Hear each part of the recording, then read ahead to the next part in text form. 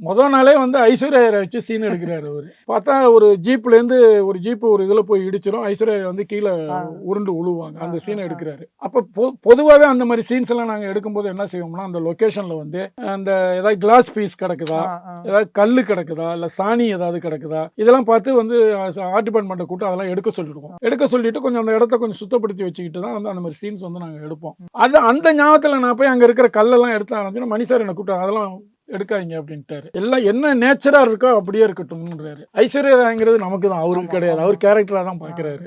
இதை தான் நான் மணிரத்னத்துக்கிட்ட கற்றுக்கிட்டேன். ஸோ அந்த அந்த லொக்கேஷனில் என்ன இருக்கோ அதை அப்படியே நேச்சராக காட்டணும் அப்படின்னு அதெல்லாம் எனக்கு மனசில் பதியுது. அப்போ வந்து என்னென்னா வந்து அந்த சீனை அவங்கள உருட்டி விட்டு அப்படி எடுத்தார். எடுத்தோடனே அப்புறம் நான் ஒரு 2-3 நாள் அப்படி பரபரப்பாக வேலை பார்த்துட்டு இருந்தேன். அப்போ ஒரு நாள் என்னாச்சுன்னா வந்து மணிரத்னம் சார் வந்து என்னை கூப்பிட்டாரு. டக்குன்னு கூப்பிட்டு உங்கள்கிட்ட ஷூ இல்லையா அப்படின்னு கேட்டார். நம்ம அசிஸ்டன்ட் டைரக்டராக இருக்கும்போது நமக்கு பெரிய சம்பளம்லாம் கிடைக்காது இல்லை, நான் செருப்பை போட்டுக்கிட்டு ஓடிக்கிட்டு இருக்கிறேன் நான். அப்போ பார்த்துட்டு இல்லை சார் அப்படின்னேன். சரி சரின்ட்டு அப்புறம் போயிட்டார் அவர். போனோன்னா அன்றைக்கி ஈவினிங் வந்து ஷூட்டிங் முடிஞ்சு ரூமுக்கு வந்தோடனே ப்ரொடக்ஷன் மேனேஜர் வந்தார். வந்துட்டு இது மாதிரி சார் வந்து உங்களுக்கு ஒரு ஷூ வாங்கி கொடுக்க சொல்லியிருக்காரு அப்படின்னாரு. எனக்கு ரொம்ப ஆச்சரியமாக இருந்தது. From customers to real brand ambassadors, 21,000 plus stories by Jen Housing.